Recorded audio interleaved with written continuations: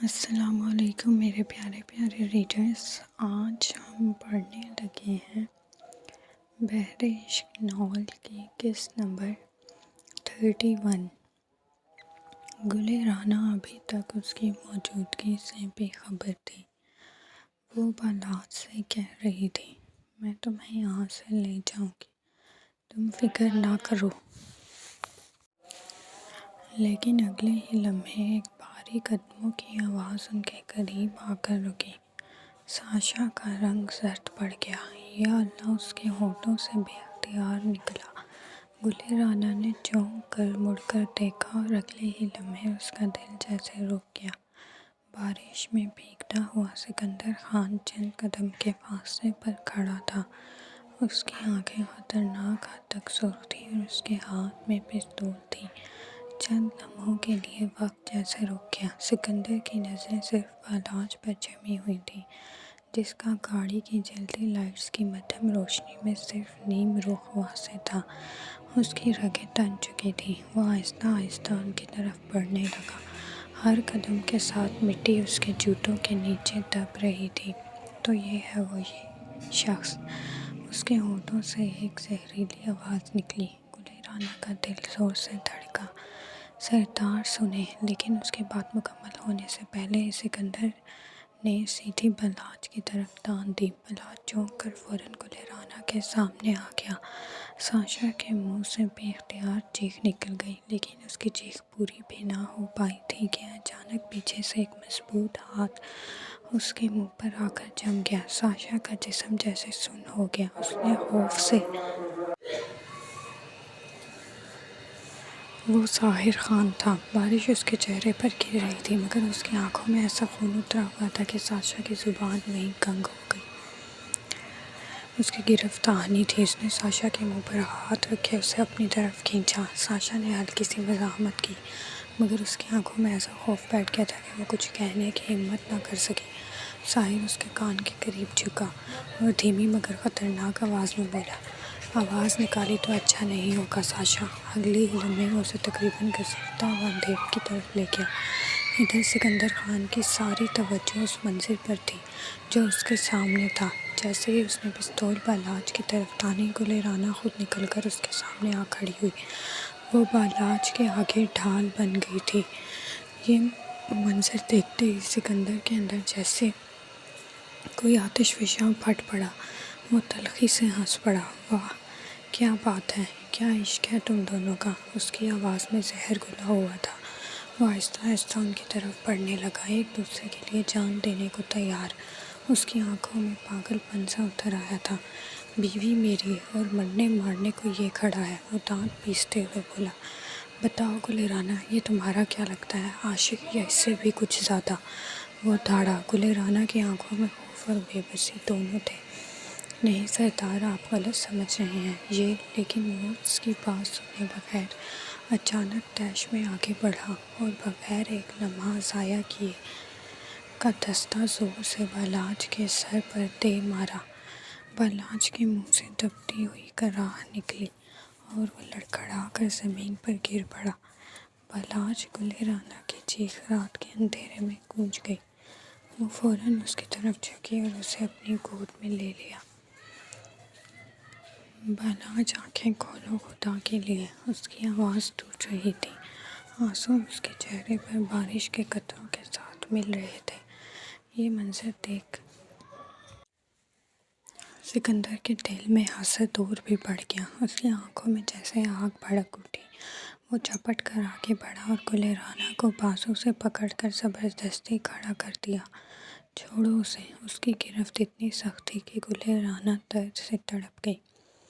سکندر چھوڑیں مجھے! بالاج کو دیکھیں! لیکن اس نے ایک نہ سنی۔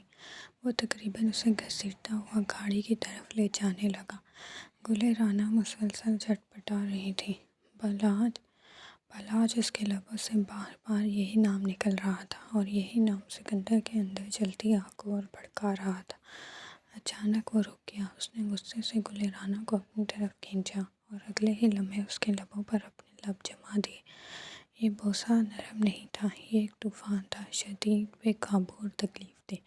وہ جیسے اس کے لبوں سے اس کا وجود چھین لینا چاہتا تھا۔ قطرہ قطرہ اس کے لبوں کا رس نچوڑتے ہوئے اس نے اس کی سانسیں روک دیں۔ گل رانہ بے بسی سے اس کی بھیگی قمیض کو مٹھیوں میں دبائے کھڑی تھی۔ اس کی سانس گھٹنے لگی۔ آخر وہ ہانپتی ہوئی پیچھے ہٹی۔ سکندر کی آنکھوں میں عجیب سا جنون تھا۔ یاد رکھو گل رانہ، تمہارا ہر سانس، ہر لمس، ہر نظر صرف سکندر خان کی ہے۔ وہ بھاری سانس لیتے ہوئے بولا۔ چند لمحوں بعد گاڑی لال محل کے گیراج میں آ کر رکی۔ جیسے ہی وہ اندر داخل ہوئے، سامنے ہال میں تیمور بری طرح تڑپ رہا تھا۔ اس کا چہرہ آنسوؤں سے بھیگا ہوا تھا اور وہ ہچکیوں کے ساتھ رو رہا تھا۔ مما، مما! وہ دونوں ہاتھ پھیلائے بے بسی سے ادھر ادھر دیکھ رہا تھا، جیسے کسی کو ڈھونڈ رہا ہو۔ گل رانہ چند لمحوں کے لیے ساکت رہ گئی۔ اس نے حیرانی سے اسے دیکھا۔ وہ تو اسے سلا کر آئی تھی، لیکن اب اس کی حالت دیکھ اس کا دل جیسے کسی نے رونڈ ڈالا ہو۔ تیمور اسے دیکھتے ہی اس کی طرف لپکنے کی کوشش کرنے لگا۔ وہ روتے ہوئے اس کی طرف ہاتھ بڑھا رہا تھا۔ مما مجھے چھوڑ کر کیوں گئی تھی؟ مما! گل رانہ کا دل کٹ کر رہ گیا۔ وہ فوراً اس کی طرف بڑھنا چاہتی تھی، لیکن سکندر نے اس کا بازو سختی سے پکڑ لیا۔ سکندر چھوڑو مجھے تیمور! لیکن اس کے چہرے پر کوئی نرمی نہیں آئی۔ وہ تقریباً اسے گھسیٹتا ہوا اپنے کمرے کی طرف لے گیا۔ پیچھے ہال میں کھڑا تیمور سسک سسک کر صرف ایک ہی لفظ پکار رہا تھا، مما! بارش سے بھیگے کپڑوں کے ساتھ سکندر خان تقریباً گل رانہ کو گھسیٹتا ہوا اپنے کمرے تک لے آیا۔ اس کے قدم تیز تھے اور گرفت اتنی سخت کہ گل رانہ کا بازو درد سے سن ہونے لگا تھا۔ دروازے تک پہنچتے ہی اس نے اسے اندر دھکیلا اور خود بھی اندر داخل ہو گیا۔ دروازہ زور سے بند ہوا۔ باہر سے اعظم خان کی بھاری آواز آئی، سکندر دروازہ کھولو، ہوش میں آؤ، کوئی غلطی مت کرنا۔ دروازے پر زور سے دستک ہوئی۔ سکندر میں کہہ رہا ہوں دروازہ کھولو، مگر سکندر کو جیسے کچھ سنائی ہی نہیں دے رہا تھا۔ اس کے ذہن میں بس ایک ہی منظر بار بار ابھر رہا تھا، گل رانہ اور وہ لڑکا ایک دوسرے کے سامنے کھڑے، ایک دوسرے کے لیے ڈھال بنتے ہوئے۔ گل رانہ ابھی تک کانپ رہی تھی۔ اس کے کپڑے بھیگ چکے تھے اور سانسیں بے ترتیب تھیں۔ آپ کو کوئی غلط فہمی ہوئی ہے، اس نے کانپتے ہوئے لہجے میں کہا، مگر اس کی بات مکمل ہونے سے پہلے ہی سکندر نے اس کی کمر میں بازو ڈال کر اسے اپنی طرف کھینچ لیا۔ گل رانہ کا ایک جھٹکے سے اس کے سے آ لگا۔ اس کی سانسیں جیسے رک گئیں۔ سکندر کا چہرہ اس کے اتنا قریب تھا کہ اس کی گرم سانسیں اس کے چہرے سے ٹکرا رہی تھی۔ اس کی آنکھوں میں خطرناک جنون تھا۔ غلط فہمی؟ وہ دھیمی مگر زہریلی آواز میں بولا، میں نے جو دیکھا وہ غلط فہمی تھی۔ اگلے ہی لمحے وہ اس کے پر جھک گیا۔ اس کے بے قابو اور جنونی تھے۔ وہ بار بار اس کے اپنی گرفت میں لے رہا تھا، جیسے اس کے اندر جلتی آگ کو اسی طرح خاموش کر سکتا ہو۔ کبھی وہ اس کے چہرے کو تھام لیتا، کبھی اس کے دوبارہ اپنی شدت سے قید کر لیتا، پھر اس کی گردن تک آ گئے۔ اس کی سانسیں گل رانہ کی بھیگی جلد سے ٹکرا رہی تھیں۔ وہ گردن کے قریب جھک کر اسے سختی سے تھامے رہا، جیسے اسے اپنے اندر جذب کر لینا چاہتا ہو۔ گل رانہ کی سانسیں تیز ہو گئیں۔ وہ بے بسی سے اس کی بھیگی قمیض مٹھیوں میں دبائے کھڑی تھی۔ اچانک اس نے اسے زور سے پیچھے دھکا دیا۔ گل رانہ لڑکھڑا کر بیڈ پر جا گری۔ اس کے بال بکھر گئے اور سانسیں تیز ہو گئیں۔ وہ ابھی سنبھل بھی نہ پائی تھی کہ سکندر فوراً اس کے اوپر گیا۔ اچانک اس کی نظر گل رانہ کے کندھوں پر پڑی سیاہ چادر پر جا ٹھہری۔ ایک جھٹکے سے اس نے بھیگی ہوئی چادر اس کے ہاتھ میں آئی اور اگلے ہی لمحے اس نے جھنجھلاہٹ اور غصے کے ساتھ فرش پر پھینک دی، یہ اسی کی تھی نا، یہ مردانہ سی سیاہ چادر؟ وہ ہمیشہ سوچا کرتا تھا کہ گل رانہ آخر کیوں ہر وقت یہ مردانہ سی سیاہ چادر اوڑھے رکھتی ہے۔ اس نے اس کے دونوں بازو مضبوطی سے پکڑ لیے تاکہ وہ اٹھ نہ سکے۔ اس کی سانسیں بھاری تھیں وہ اس کی بے ترتیب دھک دھک کو محسوس کر رہا تھا، جیسے اس کے دل کی رفتار کو بھی اس کے قابو میں آ جانی چاہیے۔ گلرانہ حدت اور خوف سے تڑپ اٹھی۔ سکندر چھوڑے مجھے، مگر وہ جیسے سن ہی نہیں رہا تھا۔ وہ اس کے اوپر تھا، اس کی نظریں اس کے چہرے پر جھکی تھیں۔ میں نے کہا تھا نا۔ اس کی آواز گہری اور خطرناک تھی۔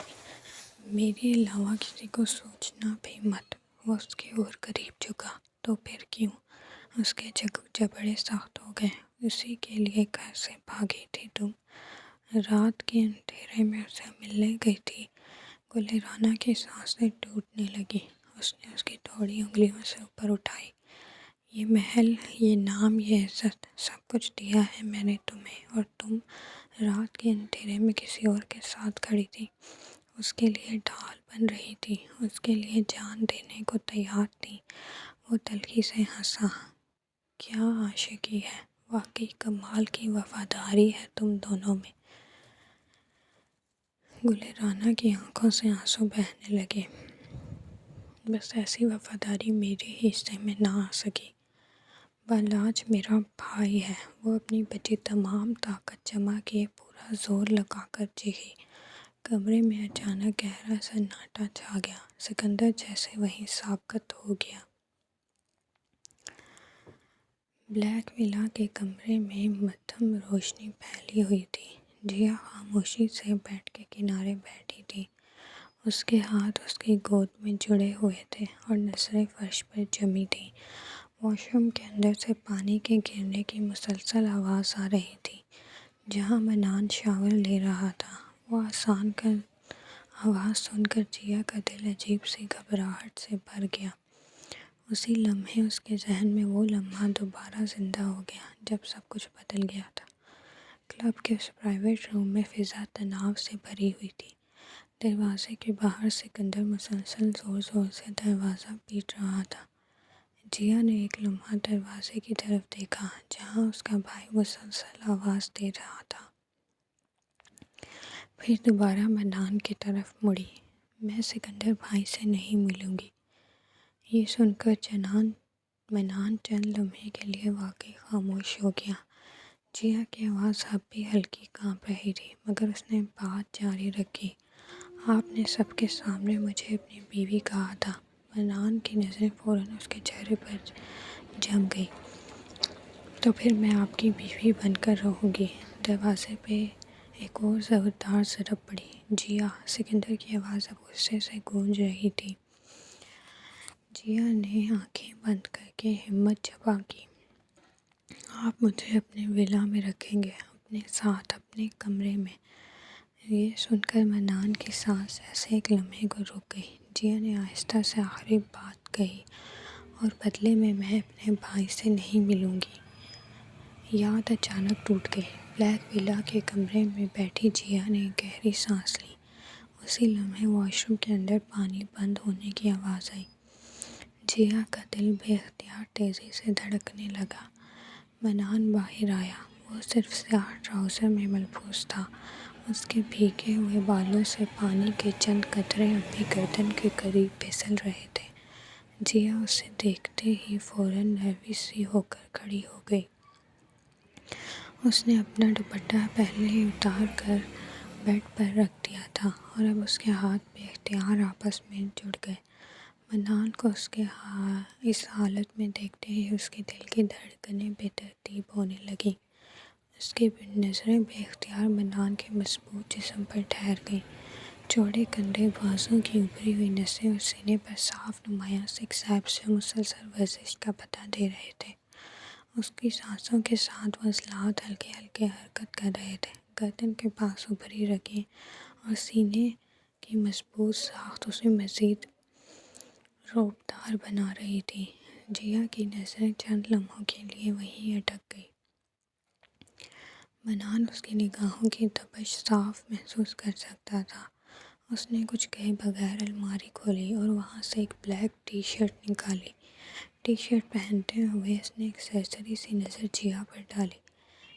ٹی شرٹ پہن کر وہ خاموشی سے صوفے کی طرف بڑھ گیا۔ اپنا لیپ ٹاپ اٹھایا اور کھول کر کام میں مصروف ہو گیا۔ کمرے میں پھر خاموشی پھیل گئی۔ جیا بیڈ کے کنارے بیٹھی تھی، اس کی انگلیاں بے اختیار بیڈ شیٹ پر ہلکے ہلکے ڈیزائن بنانے لگی۔ کچھ لمحوں بعد اس نے آہستہ سے پوچھا، آپ وہیں سوئیں گے؟ منان نے کوئی جواب نہ دیا، وہ بس لیپ ٹاپ کی اسکرین پر نظریں جمائے بیٹھا رہا۔ جیا نے ہلکا سا سر اٹھایا، من کوئی جواب نہیں۔ آپ سن رہے ہیں؟ پھر بھی خاموشی۔ من، اب اس کی آواز میں ہلکی سی بے چینی آ گئی تھی۔ من، میری بات سنیں۔ منان نے آخر کار جھنجھلا کر لیپ ٹاپ بند کیا اور دھاڑا۔ کیا مسئلہ ہے؟ سو جاؤ چپ چاپ، اس نے سخت لہجے میں کہا۔ جیا نے فوراً سر اٹھایا، من، مجھے آپ سے ضروری بات کرنی ہے۔ منان نے بے صبر سی سانس خارج کی۔ صبح بات کر لیں گے، اس نے سرد لہجے میں کہا۔ فی الحال میں بزی ہوں۔ لیکن جیا خاموش نہ ہوئی۔ اسے تو یہی فکر لگی ہوئی تھی کہ کہیں منان وہیں صوفے پر نہ سونے لگ جائے۔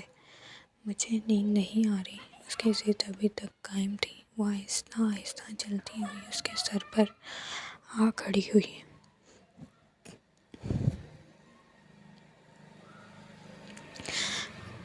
کوئی بات نہیں، ابھی آ جائے گی۔ منان نے ایک لمحہ اسے دیکھا، پھر اچانک جھٹکے سے کھڑا ہوا۔ اگلے ہی پل اس نے جیا کو بازوؤں میں اٹھا لیا۔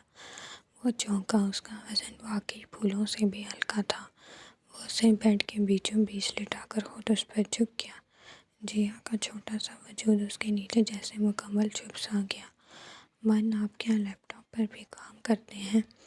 جیا نے ہچکچاتے ہوئے بات شروع کی۔ مجھے تو لگا تھا آپ کا کام صرف اور منان کی خونخوار سی نگاہیں اس پر اٹھی تو اس کی زبان وہیں روک گئی۔ میں تو ویسے ہی پوچھ رہی تھی۔ وہ فوراً سنبھلی۔ جیا نے ہمت کرتے ہوئے اپنے بازو اس کے ڈال دیے۔ اندر سے اس کا دل سوکھے پتے کی طرح کانپ رہا تھا۔ من، سنے، لہجے میں جتنا ہو سکا مٹھاس کھولتی گئی۔ منان نے بھویں اچکائی اور گہری نظروں سے اس کی نیلی آنکھوں میں دیکھنے لگا۔ آپ کے گینگ میں لڑکیاں بھی کام کرتی ہیں؟ وہ انگلی سے اس کے سینے پر آہستہ آہستہ جیا لکھتے ہوئے